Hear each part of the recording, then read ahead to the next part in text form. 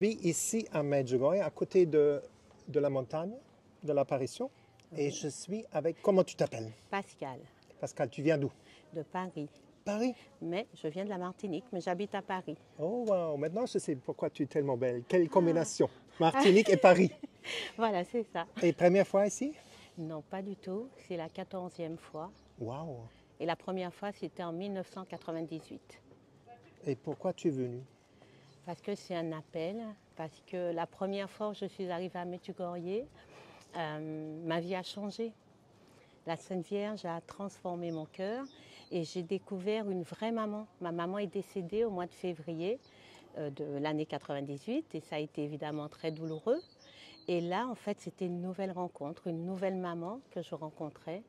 Et depuis, elle m'appelle et je réponds à son appel comme je peux. Et tu sais, il y a beaucoup de gens qui ne connaissent pas Medjugorje, qui ne connaissent même pas la foi catholique. Comment tu sens que c'est ta mère maintenant?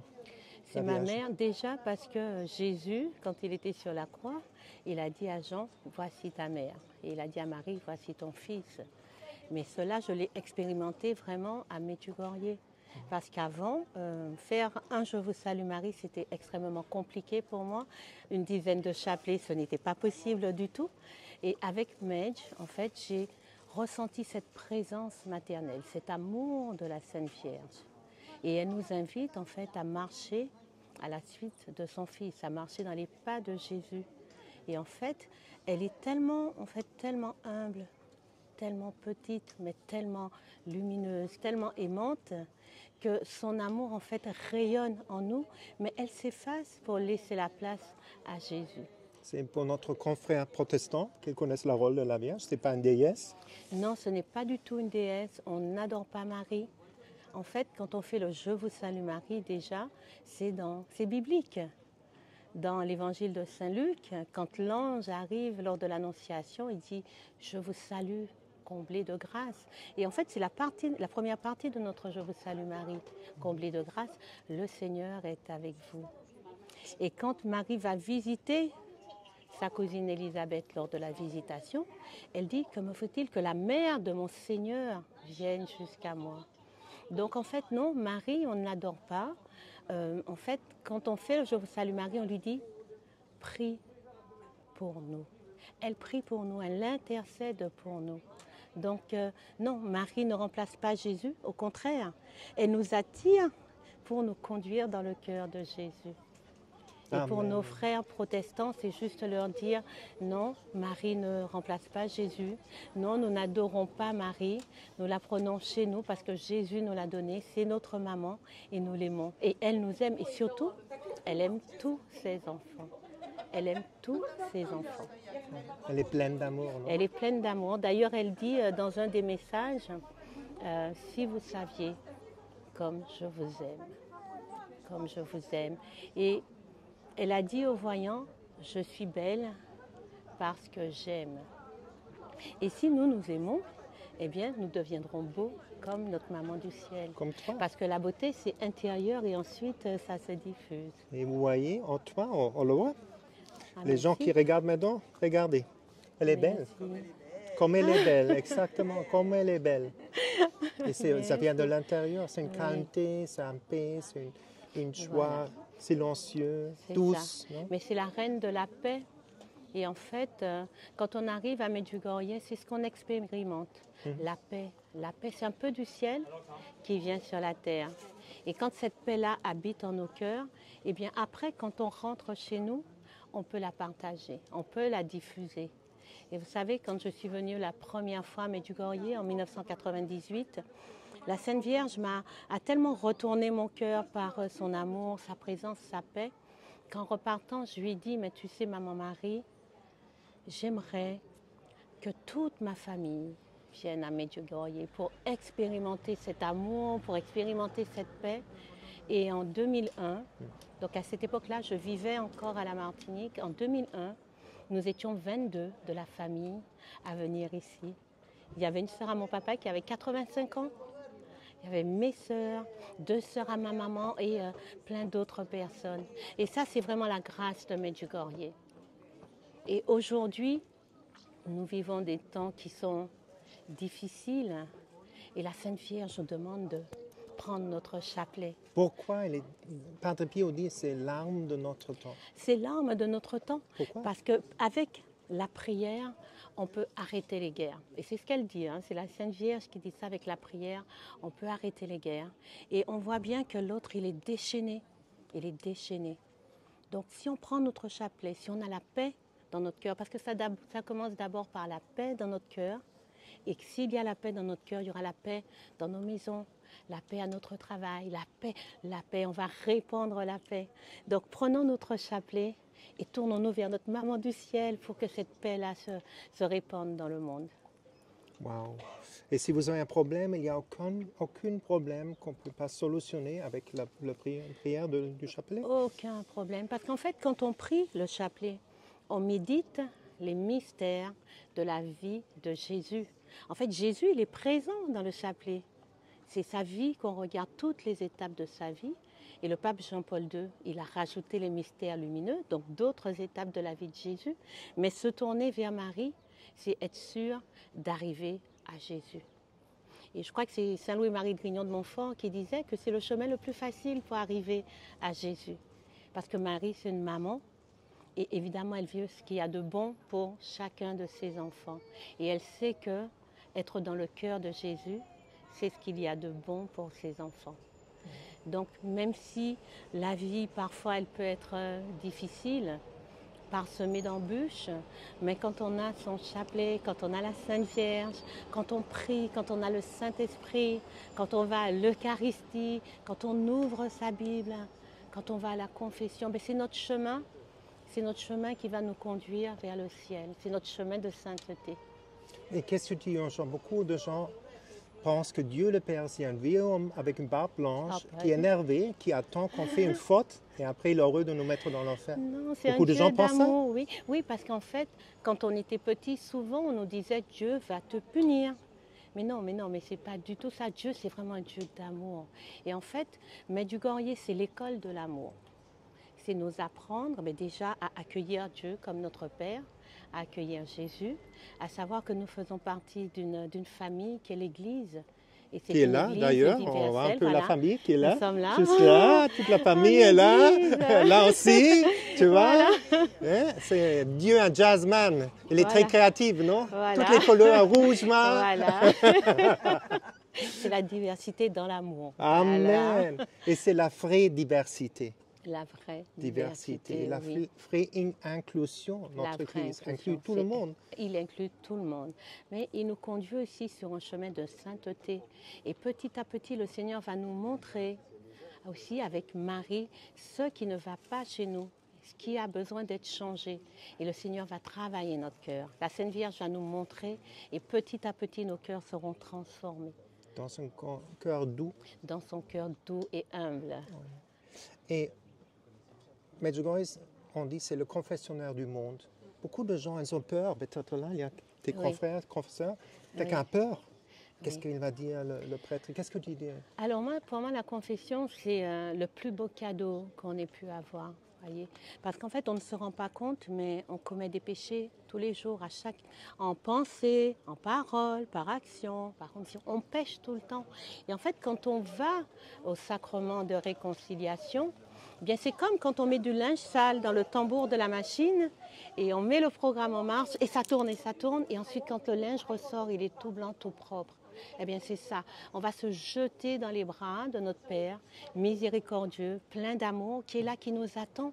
Parce que parfois, les gens ont peur d'être jugés par le prêtre. Mais le prêtre, non, il est là pour représenter Jésus. C'est-à-dire que quand on va au sacrement de réconciliation, c'est Jésus qui nous attend, les bras grands ouverts, et qui nous dit, mais viens, ma bien-aimée, viens contre mon cœur. Et ensuite, quand le prêtre nous donne l'absolution, c'est Jésus qui vient nous pardonner nos péchés. Alors moi, je voudrais dire vraiment à chacun de ne jamais avoir peur d'aller au sacrement de réconciliation, parce que c'est pour le salut de notre âme, c'est pour notre bien. Et je ne sais pas si vous vous rendez compte, mais parfois, quand vous sortez du sacrement de réconciliation, mais ça déborde de joie dans votre cœur, vous êtes heureux, vous avez envie de sauter, de courir embrasser tout le monde, nos confrères, consoeurs. Voilà, c'est le bonheur. Alors si je peux raconter une petite anecdote. Oui. J'étais venue peut-être il y a 5 ou 6 ans Et donc, il y avait un prêtre qui nous accompagnait. Et dans le bus, il nous dit, voilà, je vais vous, si vous voulez, vous pourrez recevoir le sacrement de réconciliation. Donc, vous me dites si vous êtes intéressé. Moi, je suis la première à lever la main. Et puis, je ne sais pas pourquoi, je ne sais pas ce qui s'est passé dans ma tête, dans mon cœur. Et le lendemain matin, au petit déjeuner, je me suis dit, ouh là là, mais non, mais c'est pas possible, je ne peux pas me confesser avec lui, il faut que j'aille chercher un autre prêtre. Et en fait, je suis descendue pour le petit déj et je suis allée le plus loin possible pour que quand il arrivera, qu'il ne me voie pas. Et au final, il est arrivé. Il est venu exactement où j'étais et il m'a dit, bon Pascal, tu es prête pour la confession?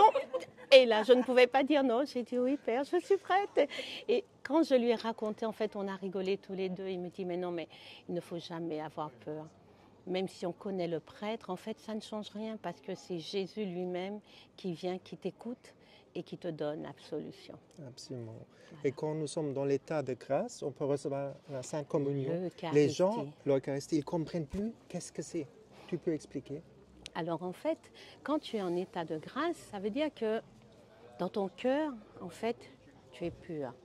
C'est-à-dire que tu as demandé pardon au Seigneur pour tous tes péchés. Hein, tout ce qui y a de pas beau, de sombre en toi. Donc le Seigneur, il vient nettoyer tout ça. Et là, tu as un cœur qui est tout beau pour l'accueillir. Et quand tu vas communier, à ce moment-là, tu reçois Jésus dans ton cœur, mais wow, tu reçois Dieu en fait dans ton cœur. C'est pas n'importe qui, d'où l'importance en fait quand on va au sacrement de l'Eucharistie, de ne pas y aller en regardant à droite, à gauche, devant, derrière ou regarder celle qui est assise à côté de moi. Non, je vais simplement pour recevoir le roi des rois. Et c'est bien d'avoir un cœur pur, un cœur propre pour recevoir Jésus. Et tu sais, ici à Medjugorje, j'ai vu beaucoup de catholiques, ils ne s'aiment pas, ils ne savent pas comment s'aimer proprement, oui. sainement. Oui, alors s'aimer eux-mêmes, c'est ça. Mais en fait, ne pas s'aimer, c'est souvent lié à des blessures. Alors, parfois, il y a des personnes qui auront du mal avec la Sainte Vierge parce que dans leur enfance ou dans leur vie, avec leur maman, ça a été compliqué, très compliqué. Ou bien qui ont des problèmes avec Dieu le Père parce qu'avec le papa, ça n'a pas fonctionné. Mais pour s'aimer soi, cet amour-là, on ne peut le recevoir que de Dieu. C'est comme ça en fait, on reçoit, moi je peux m'aimer et je peux aimer les autres. Donc ça passe en fait par la guérison intérieure. Comment guérir? Alors comment guérir? Eh bien, c'est ouvrir son cœur à Dieu, faire appel à Dieu, lui demander, crier vers Dieu, lui demander de venir guérir notre cœur. Viens guérir mon cœur, Seigneur. Tu connais toutes mes souffrances, toutes mes blessures, tout ce qui ne va pas, mais toi, tu peux guérir mon cœur. Et comment on va guérir? Eh bien, c'est en allant à la messe. Comment on va guérir? C'est en priant. Comment on va guérir? C'est en ouvrant notre Bible, en lisant la parole de Dieu qui va venir travailler notre cœur. Comment on va guérir? Eh bien, c'est en prenant notre chapelet. Comment on va guérir? C'est en allant à la confession. Voilà, c'est tout. Le Seigneur, en fait, ce qu'il y a de beau dans notre Église, c'est que Dieu nous a donné tellement de belles choses, les sacrements. Et là, on est sûr de guérir. Si on se laisse remplir par Dieu, on est sûr de guérir. Et la Vierge, elle parle pas de, comment dire, le catastrophe, elle parle de l'âge de l'Esprit Saint. Comment on peut avoir l'Esprit Saint en nous? Eh bien, l'Esprit Saint, de toute façon, il faut le prier, il faut lui demander. Jésus, il a dit que si on lui demande l'Esprit Saint, il viendra. Donc on peut prier l'Esprit Saint. Et s'il y a des personnes qui écoutent cette vidéo et qui ne sont pas confirmées, qu'elles n'hésitent pas à se rapprocher de leur paroisse et demander le sacrement de confirmation, parce que c'est la plénitude de l'Esprit Saint. Évidemment, s'il y en a qui ne sont pas baptisés, bien qu'ils fassent cette démarche pour demander à recevoir le sacrement de baptême. Mais vous savez, l'Esprit Saint, en fait, il est là. Jésus, il est monté au ciel et il nous a dit qu'il vaut mieux qu'il parte pour qu'on reçoive le Consolateur, le Saint-Esprit. Eh bien voilà, si on demande à Jésus son Saint-Esprit, eh bien le Saint-Esprit, il viendra. C'est comme les enfants, vous priez et vous recevrez. Et on reçoit, et on reçoit, et on reçoit. Et plus notre cœur est ouvert, plus on va recevoir.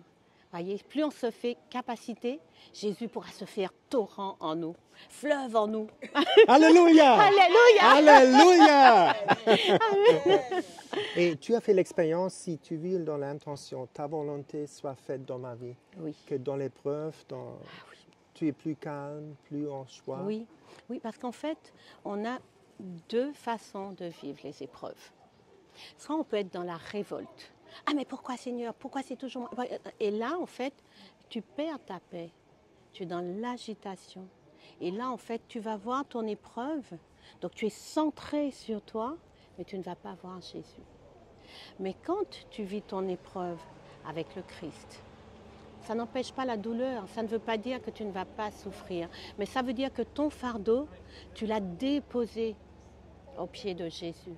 Et c'est lui qui va t'aider à le porter. Et là, ça change tout. Ça change tout. Parce que tu as ta paix malgré tout. La douleur, elle est là, la difficulté est là, mais tu n'es plus centré sur toi, mais tu es tourné vers Jésus.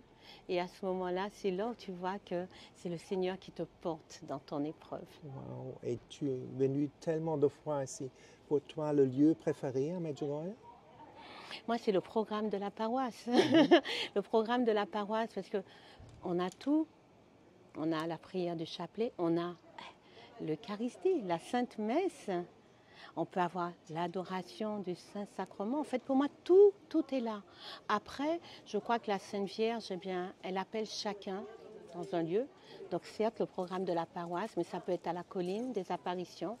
Moi, je sais que quand je suis venue la première fois, j'ai été vraiment bousculée au Križevac, quand je suis arrivée tout en haut.